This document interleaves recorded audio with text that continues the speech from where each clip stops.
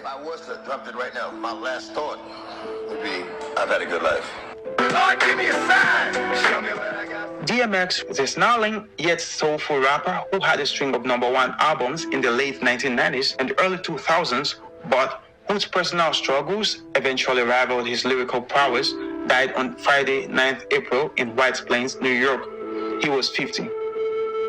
DMX was seen on video dancing along to the Jackson 5's Heartbreak Hotel just days before he landed in the hospital due to a reported drug overdose-induced heart attack.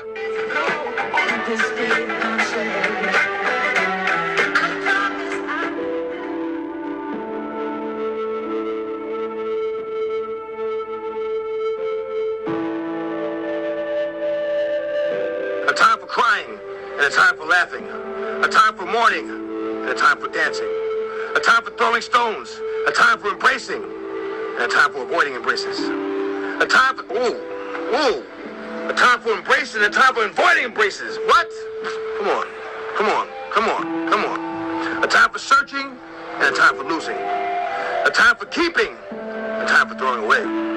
A time for tearing, a time for repairing. A time for keeping silent and a time for speaking. A time for loving and a time for hating. A time for war, a time for peace. I mean, like I said, it goes back to, you gonna start with a prayer, you gonna do this with a prayer? Yo, there are no words more powerful in the book. And your prayer, your own prayer, will do a lot better than someone else praying for you.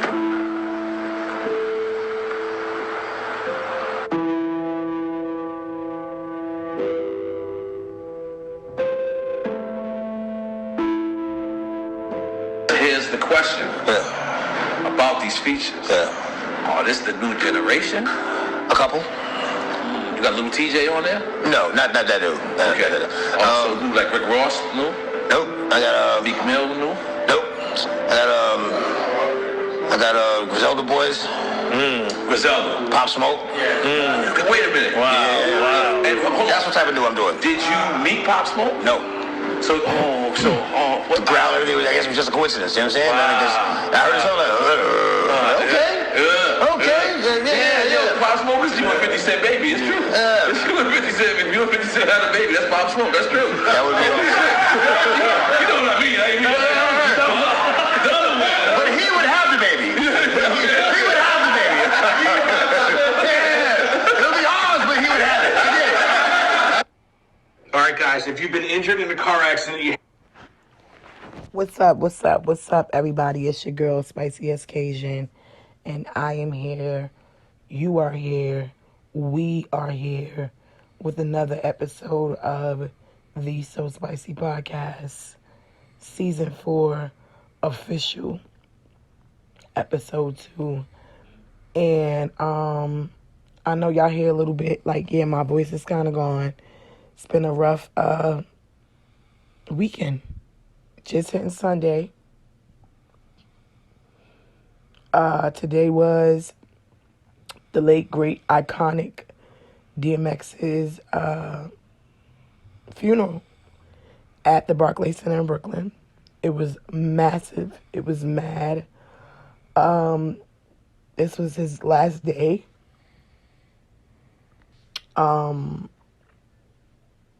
Here, like riding through the streets in New York in the city. Well, I mean, some of us actually hope that he got one more day to do it tomorrow. But it's a process with these things. Wow. So it's actually 3:31 a.m. in the morning. It's not Sunday. It's not Saturday anymore. It's Sunday now, actually. But Saturday, April 24th, yesterday, was actually the funeral of DMX. And I wanted you guys to reflect there a little bit. I just had like a little bit of X in the beginning. Just a little bit of a pay homage tribute kind of thing. For some of us that miss his voice and some of the funny, witty things that he had to say sometimes, put a little bit of that there. And just want to leave a little bit of extra X flavor, because that's a little bit different from the norm, what I normally do. But I decided I wanted to switch it up tonight. Wow. Still in disbelief a bit.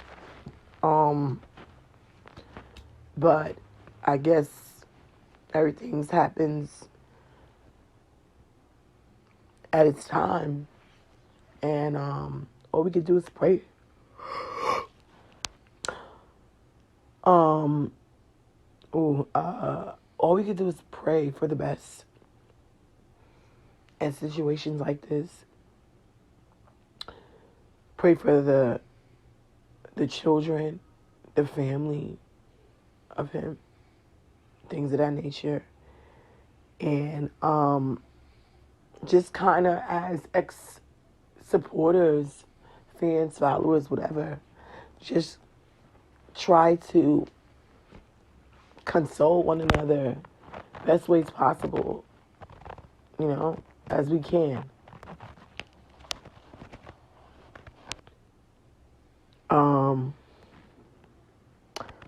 I did notice they had some events that are going to be going on all this week. They do have a DMX art show tribute at the 1718 Collective Studios at South Street Media Studios. And they're inviting fans, followers, supporters, etc. to come out and just be a part of the DMX tribute that they're having, which is on April 27th. And I believe it's from 5 to 10. And you guys could check it out. The information for the people who can DM is at 1718 Collective Studios. And the information should be there. If there's any further information needed about that, that's their particular Instagram page. I do apologize again for my voice. I'm all over the place with the voice right now. I actually, this past weekend as well, went with my family because I had my great aunt Connie. She passed away from natural causes because she was 85 years old. And I was like, at first I thought, when I got the news, I thought it was from COVID because of the age and what they had going on. But I then found out that it wasn't COVID, so I was relieved to know that it wasn't that, because it would have put a whole different narrative on things with us, entering the funeral home and being able to come together under those types of terms. So we were thanking God that wasn't it. However, we did come together, and we did, as a family, go and put my aunt Connie to rest this past weekend, and it drained me. It drained me really bad. And the reason why, and I'll be honest, I have one of those families that we don't really get to see one another as much until it's a funeral, if that makes any sense. I've always been the type that has been like, hey, let's get together, let's link up, let's go do lunch, let's go take the kids on play dates, let's go. And I've always had that type of family that they were completely against those things. I can't hang out with you because if Aunt Betty finds out, and then if this one finds out, and then, Uncle John finds out, that, it's then it's going to be some type of, nobody got time for that. And it was like a constant battle of excuses every time I tried to link myself and my family and other family members together as well. So I had to begin to learn to love myself and accept myself for who I was first. And say, hey, I'm completely okay with being alone with just me and my children and my followers, my supporters, and my listeners. Because, and God, yeah, of course, God first. Because that's all I need. I don't need anyone that feels the instant need to feel like that they do not need me whatsoever at all, period. The old me maybe felt like, hey, I want to heal that. I want to fix that place with them. I want them to accept me. I want them to get me. I want them to understand me. I want them to feel me. I want them to want me around. And within my family, it was like deeper than that. Like before I was born, like other aspects of different parts of the family, everybody was beefing with one another. So it had like nothing to do with me really, but more so this is just how it's been. And these are traditional curses that I would love to be broken. I would love to break them. You know, and like period, it's like it's a situation where you know how someone doesn't allow something. So yeah, I was feeling like that for a long time. And so I've gotten to the point now where I'm like, hey, family or not, like I said, if you're not reaching out to me and you're not wanting me, like to be like a part of something, us doing something together, whether it be any type of just collectively getting together, thing, gathering, event, whatever it is together as family, and you're not as enthused as I am, then we don't need a link home, girl. And that's something that I hope a lot of the young viewers, especially young female viewers, and males too, viewers are out there listening to right now, because nowadays that's the chase, that's the rat race right there.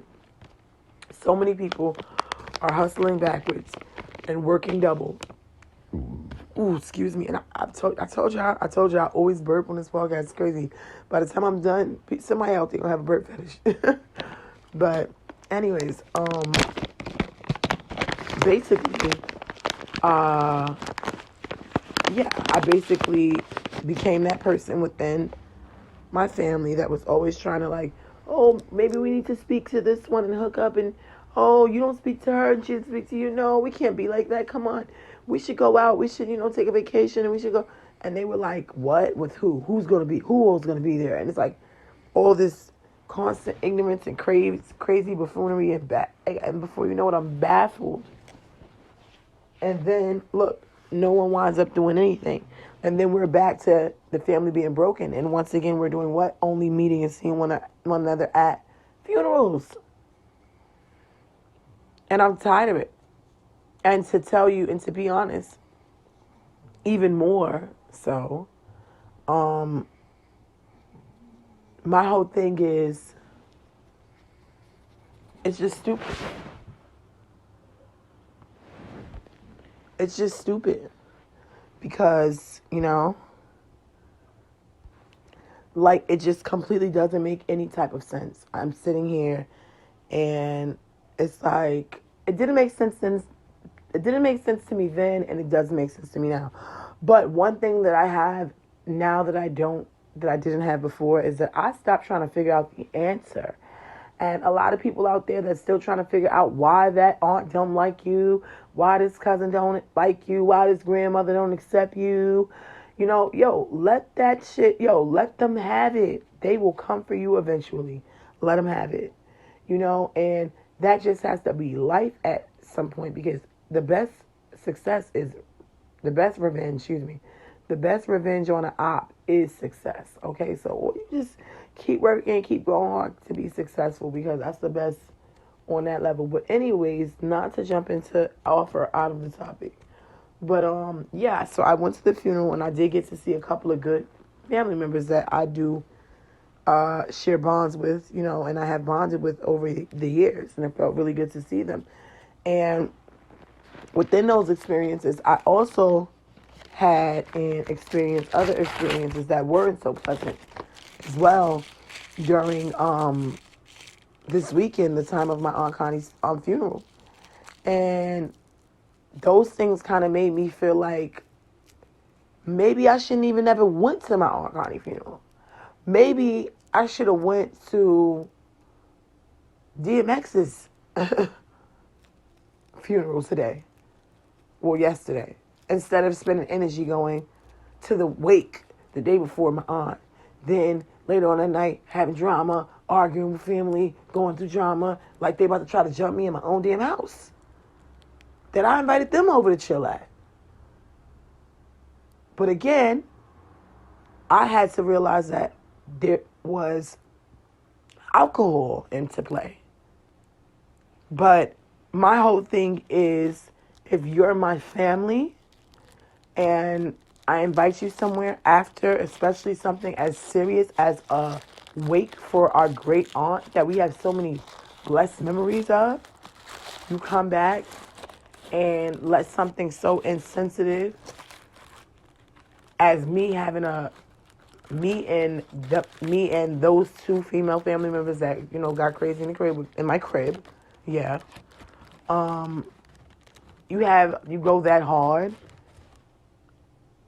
because of something that I'm making a choice that I want to do as a parent with my kid, which is I choose to be a little bit harder on my teen because I'm not exactly living in Beverly Hills, because I'm super famous in so many different places, because I just have to move with caution, because I don't have to, oh yeah, my bad, that other thing.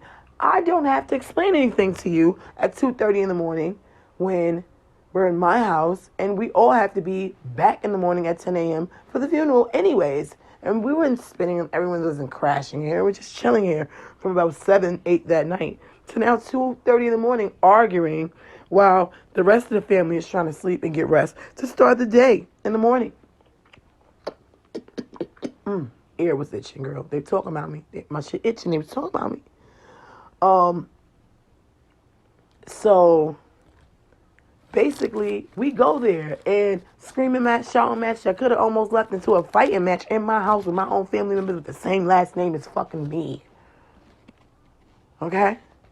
So, I had to sit there and I had to say to myself, you bigger than this. You are somebody huge. People depend on you. Your listeners depend on you. Your viewers listen and depend on you to be there. Your fans, your supporters are depending on you to succeed and be there. These are just regular family members. There's nothing so spectacular or special about them.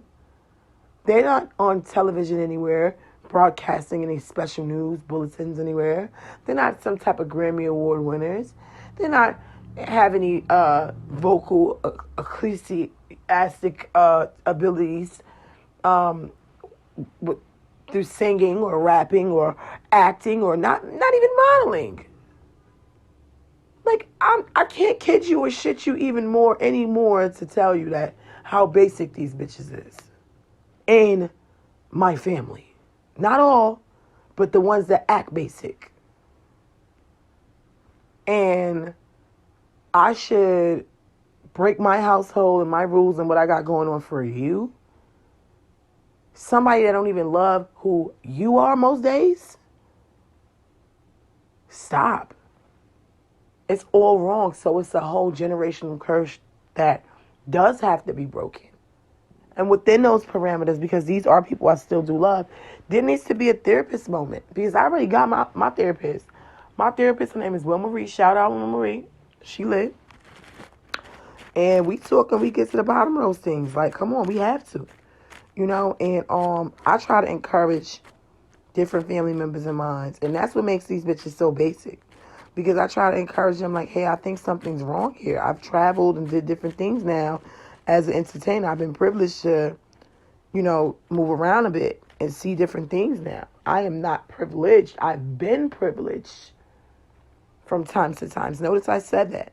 I'm not claiming the whole black privilege thing, but I've been privileged enough to move around and see different sceneries and experience different environments, you know, and different people and under different circumstances. So yeah, I have different takes on life at some point with different things now. So yeah, for me being around that, I have implemented, or actually, said it. I kind of suggested like, hey, you know what, something's wrong. We need to go ahead and sit down and have therapy with somebody, like as far as the females in this family. And it's like, girl, the whole response, like, ain't that wrong with me? I'm straight. So it's like, how can you convince people that don't even believe that there's something wrong with them, that they may possibly be something wrong with them? Like, you can't convince them. You have to let them find, that's the answer. You can't convince them. You have to let them find out on their own and their own timing. But hopefully it's not too late where they done already done harmed themselves so bad that, they don't get the chance to kind of identify within themselves who they are and prosper. So it's like, if they don't get that chance to like actually sit down with a professional and reflect on some of the things that they've been experiencing and make sense of those things, or come to some type of common ground, like of how they can endure growth of some sort, then it's like they're not ever getting there. And they're going to be stuck on stupid, stuck in stage one, stuck in lane one, stuck on phase one. And people like myself and their own competitions are going to be running laps around them, stupid crazy. And guess whose fault that's not? Mine. And guess who doesn't really give a fuck? Me. Because it's not my life. I have my own children and I have my own things that I have to worry about. Real life, realistically, that can lead to different harmful things within myself and my children's life. Because people are not really literally going to put me first. And it's like that thing. My grandma always used to say this when I was younger. And I now see that it is very real. Granny always used to say this. I know you don't think, she used to say it like this. Them people is not in love with you, girl. Them people ain't in love with you. Fuck you think this is. And that's something that you have to realize and come across when it comes down to, and when that's something that you have to realize and you have to come to parts with, and it's your own family, it's some BS, bro.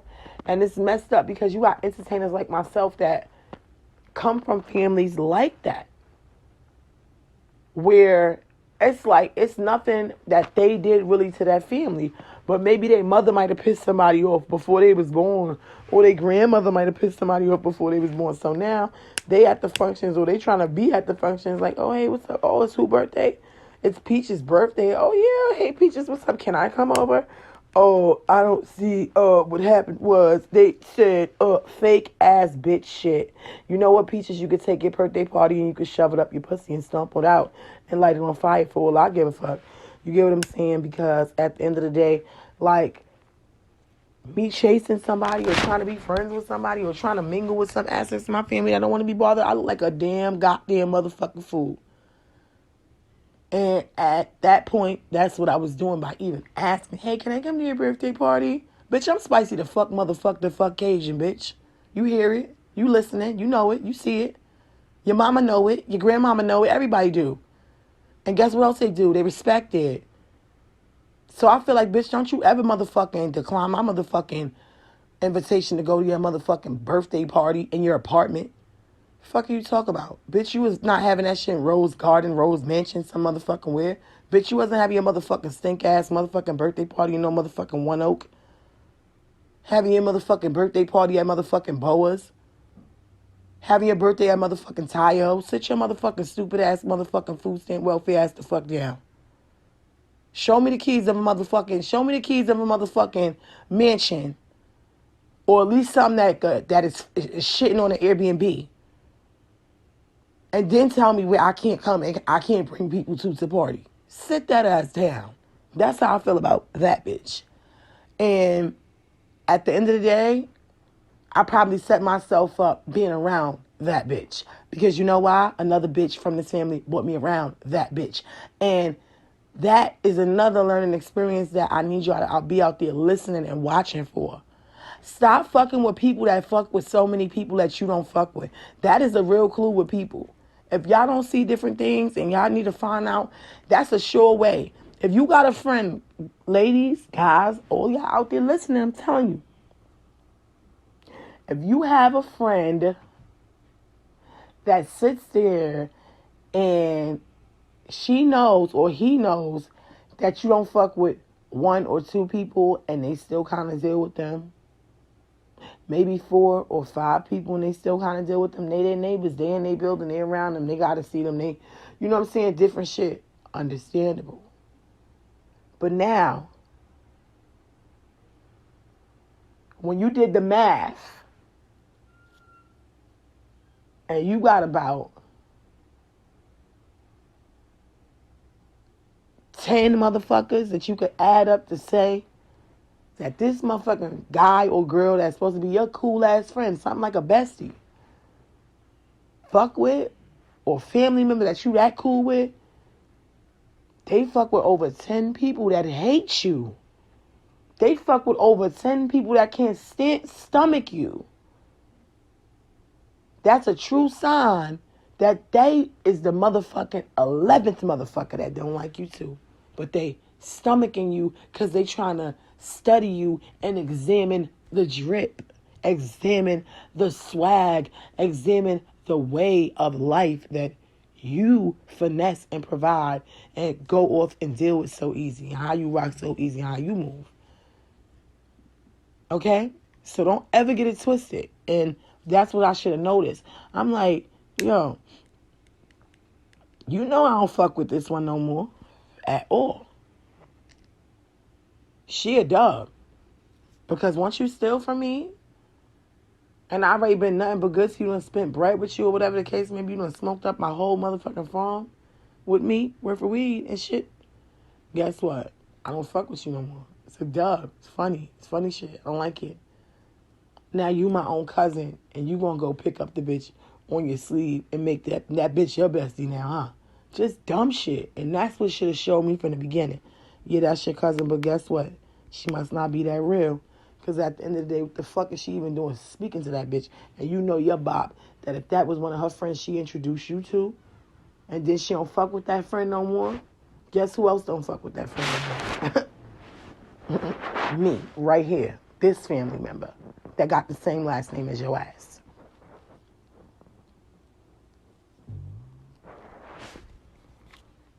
But everybody ain't like me.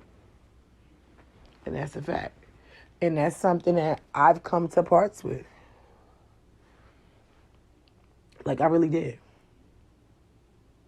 So, pretty much, there's no guessing and no speculation about some of these people. It's just the math of the movements. It's just the math in their movements. Some of these people, how they move, that tells you who they are. Trust me, when they say, when somebody show you who they are the first time, believe them, that is a true saying. Y'all better understand and recognize that shit. Because it don't only just go for friends in the street. It go for family members too, boo.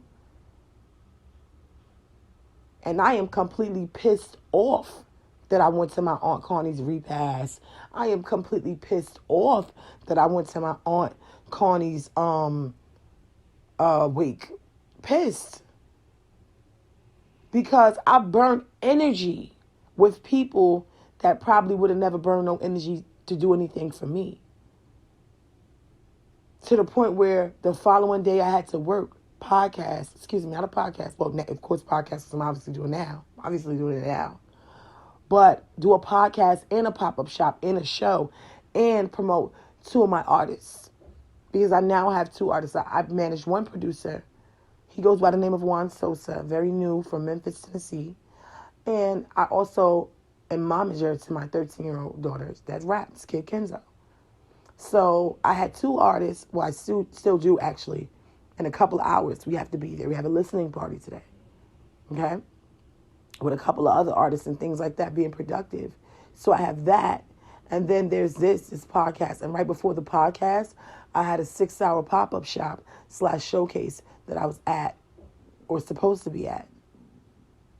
And then before that, there was DMX's funeral. So I'm like, go to the funeral, go to the pop-up shop, run do the podcast, get a little rest, wake up, be back at the listening party with both the artists. Like, a lot. On top of the stresses of arguing with this family to the point where I lost my sexy ass voice damn near. Y'all got me on this podcast for a reason. Y'all love to hear my little prop ass, sexy ass, ratchet ass voice. My shit was straight Brooklyn today. Yeah, from the time when I answered, from the time when I jumped on the podcast. I was like, yo, it's spicy. Hey, everybody. Sounding crazy. Because I was having a battle, screaming, argue match with my cousins. Like, get out of my house. Get out. It's 2:30 in the morning. We got to wake up in the morning. Oh, why are you still here? And they was standing there looking at me like, bitch, move me. And I'm like, bruh, like, be more classy than that. Like, y'all got y'all kids with y'all and shit. Be more classy, for real. Like, seriously. Oh, you're pussy. You won't do nothing to me. In my face, spitting all in my face and shit. Like, what? Are you shitting me? You know how bad I want to whoop somebody's ass in my house for that disrespect shit? But I've grown. I've grown to the point where I can say, please leave. Just go. You're family. I don't want to fight you, and I'm not going to fight you. I'm not even going to disrespect you. Just can you please leave? And that's what I found myself doing from 2:03 a.m. to 4:13 a.m. with two grown-ass women, 27 and 33, with fucking 6-year-old sons with them each. And a drunk cousin, boy cousin, that kept stumbling about the floor, hit the ground, acting weird and shit in here. I'm like, yo, my kids are still here. You know what I'm saying? Like, thank God for my other cousin, Makiba, was there. Because she's really like the most rational one. And she was like the youngest one. She's like, yo, y'all, this doesn't make any sense. Come on, chill. And then she was coming at me as if I was like fueling it too. Because she was like, you know, you're wrong. You're wrong because, you know, we don't like your boyfriend. I'm like, girl, that boyfriend is not even up nowhere, around nowhere right now, bothering y'all. So how do we even get on that? But regardless of what, you know, that obviously brought it to another level of something else. That's something I hate when people's arguing about one thing. We argue about one thing about me, 2 o'clock in the morning, we arguing in my house about sometimes I'm a little too rough on my daughter. I need to, like, not be so rough on her. I need to give her more freedom and let her get out more and all that. But see, square bitches will never understand that. You a celebrity or you stupid bitch. You let your kids out the house the wrong time, the wrong day. Them motherfuckers will be a ransom note. Are you dumb? Nobody ain't gonna ransom y'all motherfucking kids. Because y'all are nobodies. Okay? At the end of the day, like, nobody ain't gonna try to do no dumb shit with y'all kids. Because y'all are nobodies. My kids will be the first ones. Because people are quick to assume, oh, she famous. I know she rich. Oh, that's her son. Oh, that's her daughter. Oh, word. You know what? We could kidnap them and we could try to probably send her a note. They got to run the hood. They got to go back and forth and do different things. They don't need to be all willy-nilly out there. Yeah, so I keep them shelter. Yeah. And at 2:30 in the morning, 2 o'clock in the morning, I got to argue about that under my roof with my family members. And then it goes over into the next part of the conversation. Oh, but your boyfriend, oh, we don't like him. He ain't got nothing to do with none of this shit. Is he here? Is he in your face? Is he up? Is he? No. So what are we talking about? You know what I'm saying? It just became so ignorant, you know, and I was just like, okay, that gave me the cue, like, don't fight, don't argue with them. They're taking it somewhere else. They're clearly secret competition that you didn't know about. Now you're finding out, because for them to, like, go from that topic to the next, and I've been here in my house, and I've had disagreements with friends. And I was like, yo, you getting loud, come on, it's late. And they were like, my friends was like, hey, you know what? You might be right. Let me take my ass home, and, bitch, guess what? You ain't got to put me out, bitch. I'm out. And they, you know, got their stuff and they left. But the next day when they sent me the text message, yo, I had one too many, my bad. I received it very well and I accepted it. And I still love them for that, because it's like, I knew it was real. Because when they left, they didn't come back and start texting me stuff like, disrespectful shit, or they didn't, when they was leaving out, they didn't leave and then change the, oh, by the way, and your man, you know he probably's a fucking cheater. You don't even belong with him. I don't like him for you. Fuck him. That friend Taisha didn't do that to me. Taisha didn't do that to me. She was like, girl, bah. She texted me after, though, some laughing emojis and shit, because we was both kind of drunk. And I was like, yo, wait, you left the Chinese food. We ordered food before we got mad at me and you left. She texted me funny faces and, like, was out. But, like, that's it. When we woke up the next morning, we were both on one another's head. Like, yo, my bad. Especially me. I definitely was like, yo, my bad. You know what I'm saying? Because, yo, that's a good-ass friend of mine. And I just didn't want to lose her as a friend. You know what I'm saying? Even though we were both intoxicated. And I didn't know how she was going to receive it or how she was going to come out. But she definitely came right. She was right on time. And like, yo, you right, friend. You right, yo. And that's what showed me that me and her have a friendship worth fighting for. Have a friendship worth withstanding power. So at the end of the day, like, you know, those are friendships that I treasure and I value, you know, and I protect. That's why sometimes I don't always chill with her. Sometimes my family come around when it comes chill around me a lot. And she's like, hey, she'll call me like, what you doing? I'll be like, oh, I'm handling some stuff with some people. I'll hit you back. Every time that's something else as young women and young men that we have to value. A lot of our friends that support us and that like our ride or dies like that, and they not really family to us sometimes. We got to protect them from family sometimes. Because sometimes you got those family members that you don't know is your secret competition, and they trying to ruin all your friendships, all your relationships, all your career paths, all your dreams, all your goals, all your thoughts in your mind that you ever thought that you were going to go ahead and accomplish. Like, and y'all got to like see that shit prematurely, scope it out and detonate, and then just straight up end it and kill it all and get that toxicity out your lives. And that's what I am still in the process of doing, in the process of doing now. So part of it was a bit of a sacrifice. I had to sacrifice the DMX funeral thing. I did, because my energy just wouldn't allow it. My energy wouldn't allow it. So tired, and so two things got X'd out of my day today: the DMX funeral and the 6-hour pop-up shop. So the only thing I'm up doing now is the podcast, and I'm going to rest after this so that I can wake up and I can do the listening parties to promote my artists. And I know that DMX spirit would have wanted it that way. He wouldn't have wanted me in the street in Atlantic Center with Barclays around all these different people, different types of personalities, because let's just be real. I hate to coddle people. I talk real shit, and this is why y'all listen to my show. Being in the street around all different types of personalities and people where I am not 100% accurately at my mind state, because I'm extremely exhausted, tired, and emotional, because I just got finished going through this roller coaster of arguing and crying, of losing an aunt, and arguing and screaming and crying with family, beef mode. So I feel like X-Spirit would have wanted me to be like, yo, you know what? No, don't come to Barclays. Get the music done. X used to say this. X used to say, yo, write that pain down, yo. Write that pain. Put that pain in music and sell it. Write that pain. Get that money off that pain. You feel me? And I think this is one of those kind of situations, because all I could do is stay home and write and work. And how I was feeling, jot that pain down.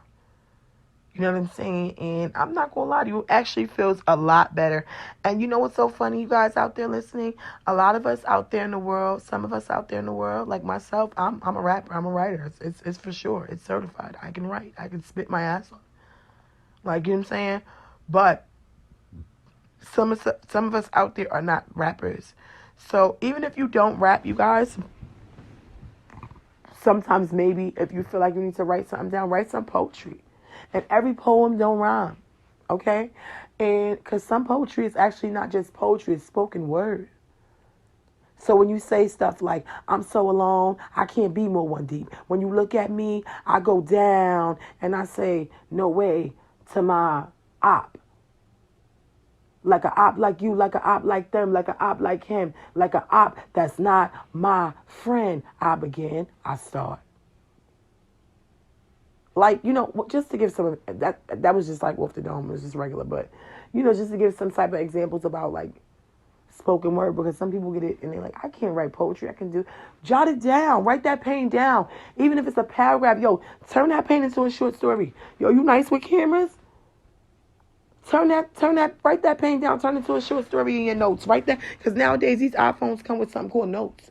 Write that pain down, write that quick story down, or whatever the case may be, and turn that shit, write that pain down and turn it into something worth reflecting on, something worth producing, something worth editing, something worth promoting, something worth teaching and showing someone else a learning lesson or a learning experience out of it from the visuals. It's so many different ways that you can actually put those type of ideas into motion. So y'all get up out there and find your outlet, find your niche, and put your energy into that. When you're angry, when you're upset, and when you have something you just want to tell somebody, and things of that nature. Even if your thing, like I said on the last episode, even if your thing is going on live, you might not have a freaking talent, but you're good at fuck as going on live. You're good as fuck as at going on live. And you put your live on and you talk your shit, you get your followers, and then people start recording your lives and putting them on YouTube. And now your lives is going viral and you just getting paid off just being on live. But that's the way you talk and you vent your shit out and have your supporters and your followers start building up and listening to you and things of that nature. So whatever it is that is your thing, guys, go aim high for it. And leave them bullshit bum ass fake family members alone, because a lot of people are chained down to those people thinking, oh, it's my family, I can't leave them. That's one thing about DMX that's real. What he said in that prayer, he said, but everybody can't go. And I learned that. And I heard that, when I was younger, when I first started listening to DMX. I remember my first time I heard a DMX song. I was in the Bronx. I used to go to Taft High School in the Bronx. I used to live in Highbridge. I'm actually from Brooklyn, but I used to live in Highbridge. That's why I have so many friends in Highbridge, because I grew up in Highbridge as a teenager for a little while before I moved to Jamaica, Queens, and P&A, Parsons and Archer. And I lived in the group home in Queens, in Jamaica, Queens, 87th Road on Parsons and Hillside. Actually, Parsons and 87th Road, to be honest, across the street from from Hillcrest. I used to call it the Hillcrest back in the days in Jamaica. I went to Jamaica High School. But even before that, as I was saying, like, I was in the Bronx. The first time I heard a DMX song, I was riding the BX 11, I want to say. It could have been a 13, because I was coming past Claremont Park. It was the BX 11 or the 13. I was coming past Claremont Park on a bus, and the bus had stopped right there by the park, by that little Popeyes right there where the bus turns at once it goes up the hill by Claremont Park. And I heard that song, and the prayer came on first. But the first time I heard the song, it was in my Walkman, and he's like, but everybody can't go. And I didn't know what he meant, but when I got older, I definitely found the definition for it. But I remember that poem that he said right before it. It was a prayer, actually, a prayer poem prayer. And he's like, but everybody, at the end of the prayer, he goes, but everybody can't go. And then it comes on, my niggas, you won't take this from me, baby. You will not take this from me, baby, baby. My niggas. That's my first time I heard a DMX prayer and a song that touched me. And I had just moved to the Bronx, and I was going through a lot. And, okay, not trying to cry again like I did last episode, but this whole DMX thing, it has me emotional. And it has me emotional because I have bundles of memories to so many DMX records.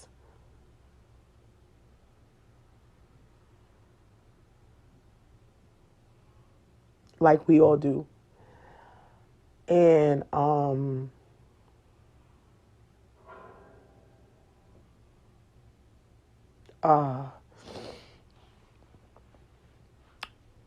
I heard it, and it was a few times that I listened to DMX, and I heard certain songs, and it inspired me or made me feel better or uplifted me.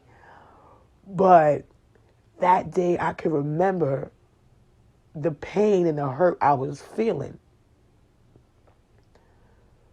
even suicidal thoughts of being 14 years old at the time and just being in high school and just being into the gang activity so deep, you know, and having only my gang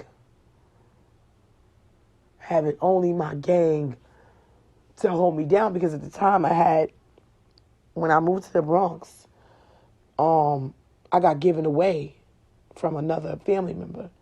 Like I ran away from one because like it was very abusive there in the house. It was like really, really, like I would get hit in my eye, hit over the eye, closed eyes, black eyes with table legs and shit.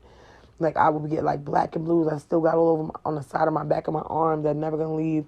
The rest of my life, people be thinking that, you know, I'd be in an abusive relationship because they see the mark and it looks so fresh. But it's when I was 11 years old. I went to the store and I bought for like my foster mom, which is family. You know, I don't want to say which family had me at that time because it's really, you know, different.